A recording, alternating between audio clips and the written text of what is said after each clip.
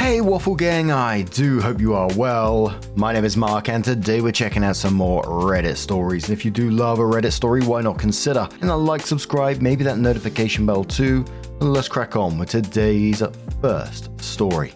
Much love, guys. Now, today's first story comes from a throwaway account. It has trigger warnings on it of fears of infidelity and PPD, so if you do want to skip it, please feel free to do so. Timestamps are always down in the description, along the timeline below. Thank you. It's titled, My 25 Male, Wife 25 Female has 1,000+ matches on Tinder. We are high school sweetheart and have a young son. My relationship advice, long-time lurker, first-time poster. Using throwaway since my wife knows my Reddit. I'll be slightly changing details and ages as well. I 25 male have had a solid relationship with my wife 25 female since the beginning. We met in middle school and started dating as sophomores. Even back in 8th grade, we knew we'd end up together. We just couldn't date at the time due to her parents' wishes, which was fine. In retrospect, I, nor any other 8th grader, is ready for any sort of committed relationship. We always knew. Once during freshman year, she was being bullied by some senior soccer players. She was on the team. It was just standard teenager crap, but I wrote her a card telling her how much her friendship meant to me, how glad I was that she was in my life, and I gave her a small necklace too. Nothing expensive, in fact, it's made of plastic, but she loved it, hugged me, told me that she never wanted us to devolve into strangers, and she has worn the necklace essentially every day since. Now I fear that if my mental health is of any importance to me, I may be forced to make a stranger. Okay.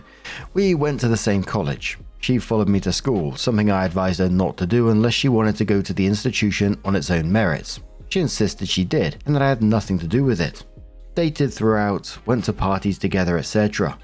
I never worried about her fidelity, and she never worried about my own. Something I thought was a good sign. If she was worried about my faithfulness, I thought she may be projecting about her own struggles with upholding our mutual trust. Fast forward to 2 years ago. We are both newly graduates. I get a solidly paying job right out of college as a writer for a local newspaper. I also took on editing duties, and being in a pretty big city, was paid well and is actually a minor celebrity in the area. I also go on TV to report from time to time and I'm a featured guest on some local programs. My then girlfriend and I get an apartment in the city. She also has a decent job as a manager at a local restaurant. Things were going smoothly. I'm not being arrogant. This is an important detail for the next bit. Around 18 months ago, I get a call from my girlfriend. She's pregnant. I, being a 23-year-old at the time, was of course a bit frazzled. I considered the options in my head. Adoption, abortion, being a father. I didn't raise those first two options to my then girlfriend. I thought that may come off as insensitive. She wanted to keep it. I figured I was young, wealthy, mature for my age, though I suppose most young adults think that. I agreed that we should keep it, and once that decision was made, I got pretty excited at the prospect of being a father. Pregnancy went well, until the very end. Then girlfriend got injured. She's dealt with depression after that. Irrationally think that the baby was hurt, despite our doctor confirming that it was fine. Idiotically, I decided to propose to her. I wanted to marry her for sure, and it'd be good for the baby to have a mum and dad who were married, I thought. I also wanted to cheer her up. We got married a few months after the birth of our son. She got serious postpartum depression, and my job got more demanding. I wasn't able to be at home as much. My status grew and my wife was still carrying a little weight. Still not overweight, but she was clearly upset about it. She seemed really insecure that I was cheating, but I wasn't. Not even close. I'd never even considered that. Last week, my wife leaves her phone on the kitchen table as she does the dishes. It vibrates and I look over at it. I wasn't trying to snoop. Sometimes when a phone vibrates, your first reaction is to take a glance, you know. It was a new Tinder match. My heart instantly started racing.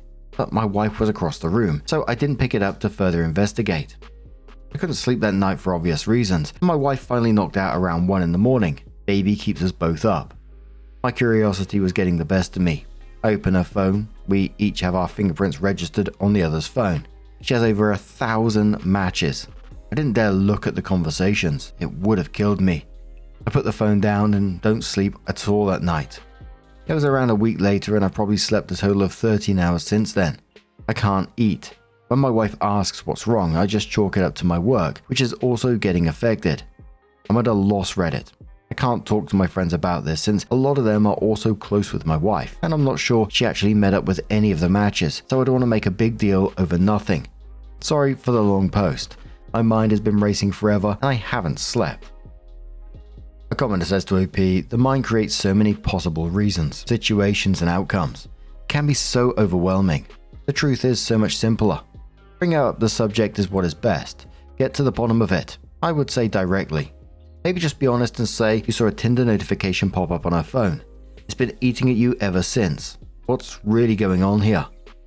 OP says she's been down lately. I don't want to do anything to upset her, especially if she does have a good explanation. Commenter says, if there is a reasonable explanation, then it shouldn't bring her down, right? OP says yeah, but she might be more upset that I thought she might be cheating. She's been emotional lately, and as I said, insecure. So OP did update the post and says, I finally worked up the balls to confront my wife over this 3 days ago, on Sunday. We went out to a brunch, and after I told her straight up that I saw a Tinder notification. She told me that she uses it as a confidence booster, something not so surprising. She then opened her profile and showed that she hadn't talked to any of the guys that she matched with. I scrolled around for a bit, something she let me do, and found out that she was telling the truth. There were only incoming messages, no outgoing. I told her that made me very uncomfortable, that I still loved her very much and that she shouldn't be unconfident. She said she was just insecure about her pregnancy body. She didn't think I was attracted to her anymore. She had nagging thoughts that I was having an affair. Not true at all, and that she would never see another man. I asked her to delete it, and she did instantly. She told me that if I was still paranoid, I had every right to snoop on her phone from time to time without permission. I told her I had no intention of doing that. I don't, because I don't want to be that husband.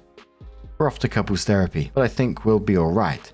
I just hope she gets her confidence back soon. She has no reason to be insecure. And the top commenter says, she admitted that she fucked up and you guys made the decision to seek therapy and move forward. This is the best possible outcome for this situation. Rebuilding trust will be hard, but you got this. Best of luck to you both.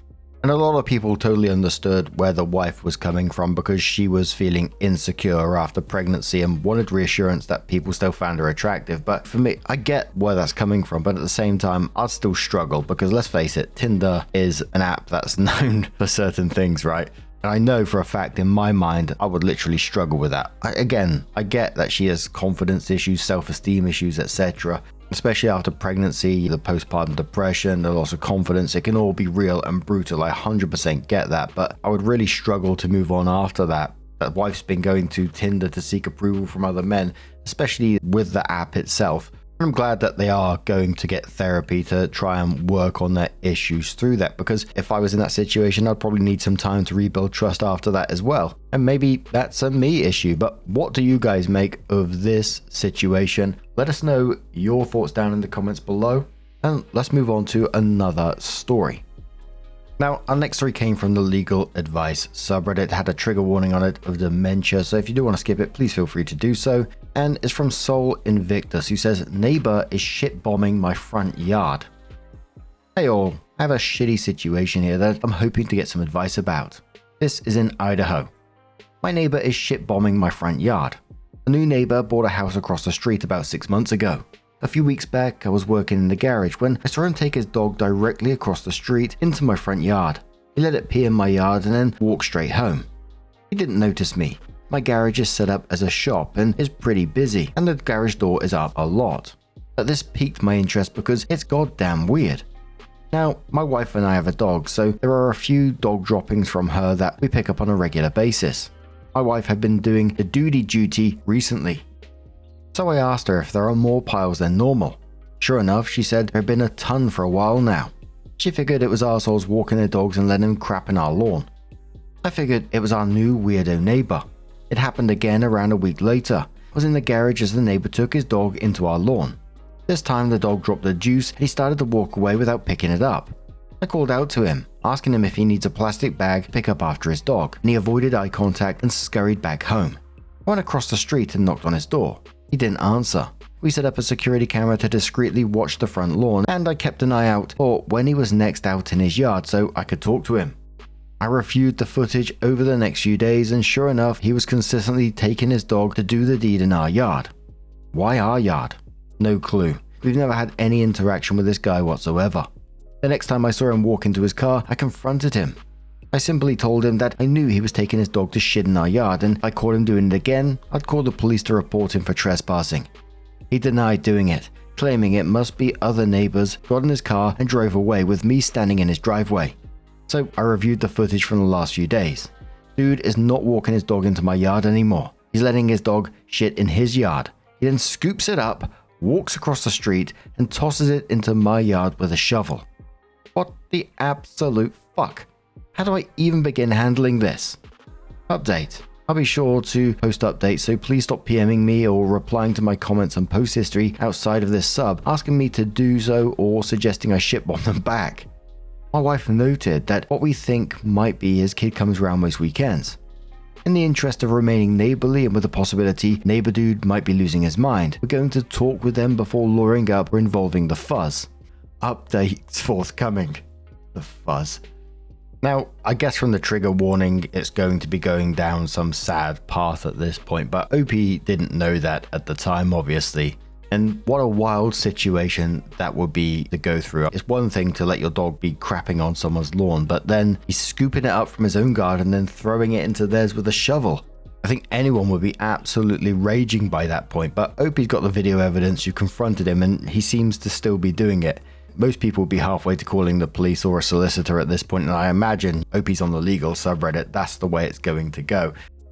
The first commenter said to OP, "I'm not a lawyer. Do what everyone here said. Call the police, get a lawyer, etc. But I wanted to add, don't warn him.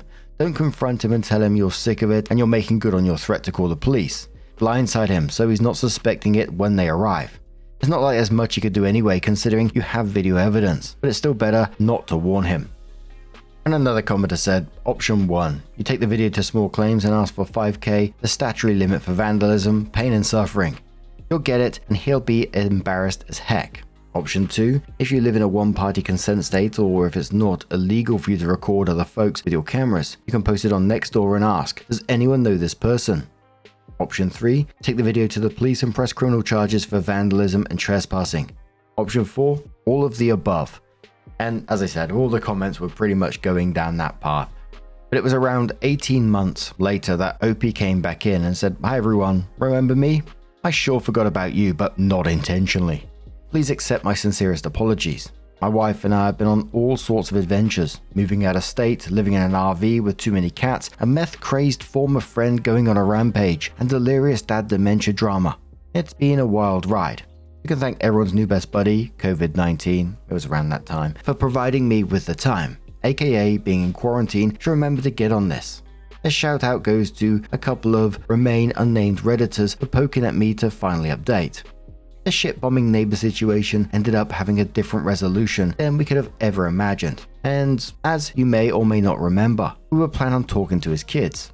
The next time someone rolled around, we pounced, talking to his son. It turns out they suspected old turd tosser was suffering from early onset dementia. That led to a, well, fuck moment, where some people got all loopy and nice or just shut down altogether. Crap cannon turned into a grade A asshole. I could relate completely.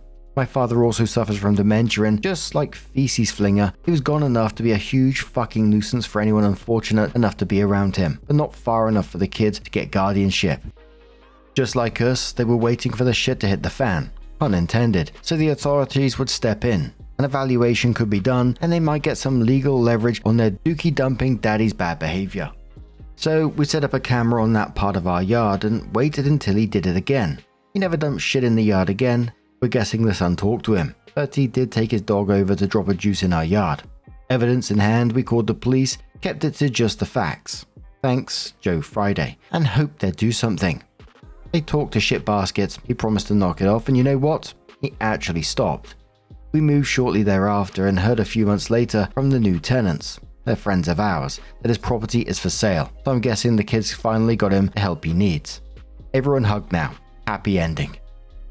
I'm not gonna lie, I got to meth-crazed former friend going on a rampage and I immediately wanted to know what was going on in that story too. As for the actual story though, I'm glad it ended the way it did. It's sad in some ways. Reading the original, it's easy to assume that the neighbor was just a complete lunatic. I mean, taking dog poo from his own garden and launching it into someone else's with a shovel is not normal behavior. And then the dementia explanation came out and it kind of just clicked into place. I mean, I've heard stories and seen stories of dementia changing people's personalities in completely different ways. You know, you often hear about confused and harmless and stuff, but then you get the other side, which is angry and paranoid and just difficult to deal with. All of it incredibly sad though. So good on OP for talking to the son before going, the nuclear option in the end. And I'm glad that the old guy got some help, hopefully going forward. But what do you guys make of this situation? Let us know your thoughts down in the comments below. And let's move on to another story. Now, our next story comes from Beans Make You Fart from the Marriage subreddit and says, I secretly found my husband's wedding ring after he lost it in the Mediterranean. Now, I need help surprising him. A few weeks ago, my husband lost his wedding ring in the Mediterranean while we were on holiday. We searched everywhere for it, but eventually had to accept it was gone. Ever since, he's been really quiet about it, but I can tell it's hit him hard. He keeps absent-mindedly touching the spot where the ring used to be, and every so often he'll say something like, I can't believe it's gone. Up until now, I didn't realize he was that attached to it. So secretly, after we got home, I tracked down a local metal detector guy from the area and asked if there was any chance he could try looking for it. I told him I'll pay whatever he wanted. This man spent 2 days searching the sea for the ring, and somehow, unbelievably, he found it. My husband has absolutely no idea we have it back, and I'm trying to think of the most meaningful, emotional, unforgettable way to give it back to him. We've been together for 9 years and married for 3, and I already know this is gonna make him cry. Reddit, help me make this moment special. P.S. He hates crowds and attention. Commenter says, I lost my ring at a concert I went to with my buddies while waving my hands around, and the singer of the band asked everyone to stop and check around their feet for the ring. Shockingly, someone yelled out, here it is, and I got it back almost immediately. I'm also very attached to my ratty old ring and be devastated to lose it. Glad you got it back for him, and know that whatever you do for him, he will love. Commenter says, you should propose to him with it. For me in this, it's just like, don't keep him holding on for too long in this. I just have a simple meal, hand him the ring and tell him the story of how you tracked down that ring in the end, because I think that's pretty cool in itself. There's a video I've seen a few months back where a couple had lost their engagement ring on the beach or something, and they tracked down this metal detector guy who found it really quickly, and that was a really sweet story in itself. But OP, 11 days later, came in with an update and said, hello my lovelies, have an update for you. My husband doesn't like pictures, so I've tried to be as descriptive as possible. The ring arrived in the post yesterday evening and I was ridiculously excited. My husband had absolutely no clue what was in the package, since it had a Spanish postage stamp on it. He just assumed I'd bought something on Vinted and thought nothing more of it. We got takeaway for dinner, currently our version of a fancy date night after buying a house 6 months ago and attending a friend's wedding in the Mediterranean. We were just about to tuck into our Thai food on the sofa. My husband was in a bit of a grumpy mood. Nothing serious, just one of those days. I asked if he'd like me to pour us some cola while he picked something to watch on Netflix. I went into the kitchen, got our drinks, came back, sat down beside him, and casually as I could manage, held up the ring and said, so, do you want to put your wedding ring on? His face immediately looked like he was about to say, please stop bringing up the ring. He was still browsing on Netflix, but then he looked over and saw it. Instant silence. His jaw dropped slightly and he wrinkled his forehead. He just stared at it for what felt like forever. I asked if he was okay. He took the ring, checked the engraving, inspected every little detail. Once he realized it was actually his ring, he pulled me into such a tight hug that we both fell backwards onto the sofa. My husband usually doesn't wear his heart on his sleeve, but he couldn't stop smiling for the rest of the evening. He kept looking at the ring and turning it over in his hands. Later he told me he finally made peace with losing it. He convinced himself it was gone forever and was probably pirate treasure by now. He said seeing it again was like seeing a ghost, and he was genuinely in shock. I then asked him if he was happy and whether he was still willing to remain married to me. He laughed and said, if you're willing to fight the seas just to make me happy, then of course I would. That absolutely melted me. Even though he has his crazy moments, as husbands generally do, he's genuinely the kindest, most understanding man I've ever known, and he deserves the world. Thank you to everyone who gave me suggestions and shared in this little adventure. And a massive thank you to the incredible metal detector man who somehow managed to find a wedding ring in the Mediterranean Sea when all hope seemed lost. My husband has his ring back and we couldn't be happier. I haven't been for a long while, but I used to go to metal detecting meets and groups and stuff like that. You know, they have festivals around metal detecting. Incredibly geeky, I know. But one thing I do know about metal detectorists is once you give them a target, they're like a dog with a bone. They will not stop until they get it. And fair play for that one for finding it and just making both your days just that much better. I think that's an absolutely incredible story. But what do you guys make of this situation? Let us know your thoughts down in the comments below. And just a huge thank you for being here today, getting involved in the stories. Your love, your support, your time, it always means the absolute world to me. So thank you so much. And hopefully I'm going to see you in the next one. Take care and much love.